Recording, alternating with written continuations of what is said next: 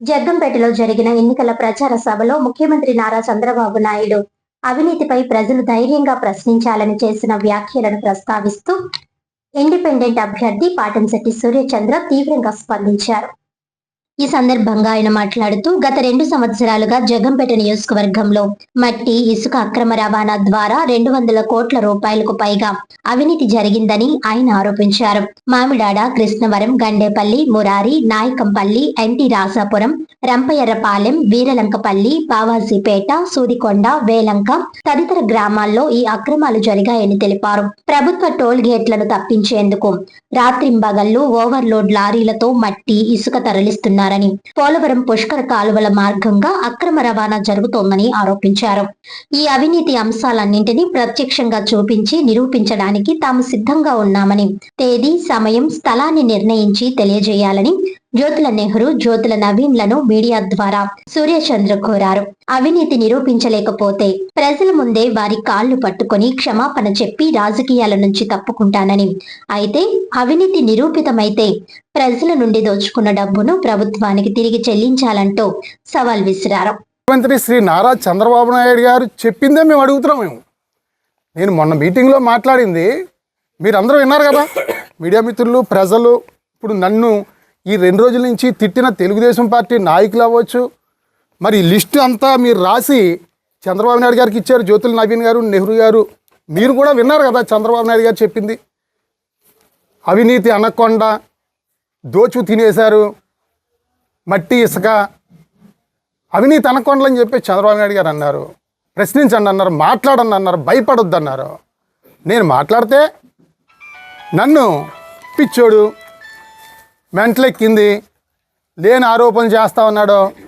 నెహ్రూ గారిని విమర్శిస్తే పెద్దోడైపోవడానికి ఆలోచన చేస్తున్నాడు. ఖబర్దార్. ఏంటండి ఇవి? మాట్లాడమన్నది ఎవరు మాట్లాడమన్నారు? చంద్రబాబు నాయుడు గారే చెప్పారు, ఆదేశాలు ఇచ్చారు మాట్లాడమని. గత ఎమ్మెల్యేని అవినీతి చేసావు, నువ్వు అవినీతిలో కూరుకుపోయావు, అనకుండా దోచుకు తినేసావని చెప్పేసి గత ఎమ్మెల్యేని తిట్టారు కదా చంద్రబాబు నాయుడు గారు. మీరే స్లిప్పులు రాసి ఇచ్చారు కదా, ఆయన చెప్పారు కదా. అదే మేము మాట్లాడితే తప్పు, పిచ్చోళ్ళం, మెంటలెక్కింది, దుర్మార్గులు, నియోజకవర్గానికి పెట్టిన శని సూర్యచంద్ర. ఏమండి మాటలు ఇలా మాట్లాడిస్తారా నెహ్రూ గారు మీ వాళ్ళందరితోనే? ఇది మంచి పనా, ధర్మమా మీకు? నియోజకవర్గంలో అభివృద్ధి సంక్షేమంతో పాటు నియోజకవర్గంలో అవినీతి లేకుండా చూడాల్సిన బాధ్యత ఎమ్మెల్యేది.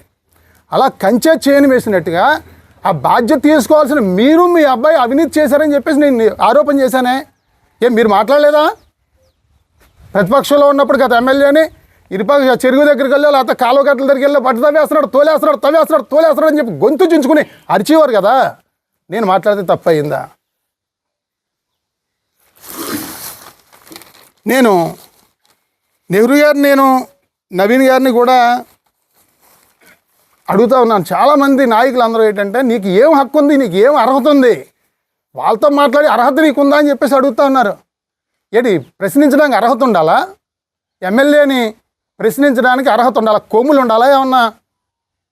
దేనికి ఎందుకు ప్రశ్నించకూడదు? రాజ్యాంగం కల్పించిన హక్కు, ప్రతి పౌరుడు కూడా ప్రశ్నించే హక్కు ఉంది. నేను అంటే ఎమ్మెల్యేని ప్రశ్నించాలంటే ఇంకొక ఎమ్మెల్యే స్థాయిడు ఉండాలా? వాళ్ళు మాట్లాడితే నాకు ఈ పని లేదు, మాట్లాడాల్సిన వాళ్ళు మాట్లాడితే నాకు ఈ పని లేదు. దయచేసి నేను చెప్తా ఉన్నాను. మరి నిన్న మొన్న కూడా నాయకులందరూ కూడా ప్రెస్ మీట్ పెట్టి ఖబర్దార్, నువ్వు నిరూపించు, దమ్ముంటే నిరూపించు ఖబర్దార్ అని చెప్పడం జరిగింది. 200 కోట్లు రుజువు చేయమంటున్నారు. 200 ఈరోజు చెప్తా ఉన్నాను, 200 కోట్ల లోపు కాదు, 200 కోట్ల పైనే మీరు చేసిన అవినీతి నిరూపణ చేయడానికి మేము సిద్ధంగా ఉన్నాం. రండి. మీరు రెవెన్యూ వాళ్ళని, అదే రకంగా ఈ డిపార్ట్మెంట్ని, రెవెన్యూ వాళ్ళని, మైనింగ్ డిపార్ట్మెంట్ని తీసుకుని మీరు రండి. టైము ఎక్కడ, ప్లేస్ ఎక్కడ అని కూడా మీ వాళ్ళే చెప్పారు. టైము, ప్లేసు ఎమ్మెల్యే గారు నిర్ణయించండి. మరి మైనింగ్ డిపార్ట్మెంట్ని, రెవెన్యూ డిపార్ట్మెంట్ని తీసుకుంటారండి. మామిడాడ వెళ్దాం. అదే రకంగా మురారి, గండేపల్లి, కృష్ణవరం ఏట్లో తీసిన ఇసుక, మరి అదే రకంగా టోల్ గేట్కి తగలకుండా పోలవరం కాలువ గట్టు నుంచి వందలాది లారీలు అవి నాయకంపల్లి, ఎన్టీ రాజాపురం, రంపయ్యరంపాలెం, సూదుకొండ, వీర్లంకపల్లి, బావాజీపేట మధ్యలో పెద్దకొండ, అక్కడ కాలువగట్టు, మైనింగ్ డిపార్ట్మెంటు, రెవెన్యూ డిపార్ట్మెంట్తో మీరు ఎప్పుడు వచ్చినా సరే నేను సిద్ధం. నేను మీతో పాటు వచ్చి అక్కడ దగ్గరుండి కొలతలు కొలిపించి ఈ 2 సంవత్సరాల్లోని తీసిన కొలతలు, పొడవు, వెడల్పు, లోతు మెజర్మెంట్స్ తీసి ఎన్ని లక్షల క్యూబిక్ మీటర్ల మట్టి మీరు అవినీతి చేశారో నిరూపించడానికి నేను సిద్ధం. నేను ముందే చెప్తా ఉన్నాను, నేను సిద్ధం.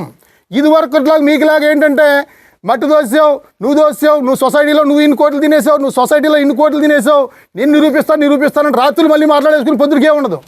అలా ఉండదు పాటశెట్టి సూర్యచంద్ర. నిలబడతాను, నేను పోరాడతాను, నిరూపిస్తాను. నేను నిరూపించలేకపోతే జగ్గంపేటలో మీరు బహిరంగ సభ పెట్టండి, మీ కాళ్ళు పట్టుకుని కాళ్ళు కడిగి మీకు క్షమాపణ చెప్పి మళ్ళీ నేను రాజకీయాలను తప్పుకుంటాను. నెహ్రూ గారు నిరూపించలేకపోతే నేను సిద్ధం. మీరు మాట్లాడించిన మీ వాళ్ళతో మాట్లాడించారు, రా కబడ్దార్ నిరూపించన్నారు, నేను సిద్ధం. అదే రకంగా నేను నిరూపించగలిగితే మీరు క్షమాపణ చెప్పొద్దు. పెద్ద వయసు, నా తండ్రి లాంటి వారు. మీరు దోచిన అవినీతి డబ్బంతా ప్రభుత్వానికి కట్టండి. మేము కోరేది అదే, అవినీతి డబ్బంతా ప్రభుత్వానికి కట్టండి. ఎన్ని లక్షల క్యూబిక్ మీటర్లు దోలేరు, ఎంత డబ్బు కట్టాలి ప్రభుత్వానికి కట్టండి మీరు.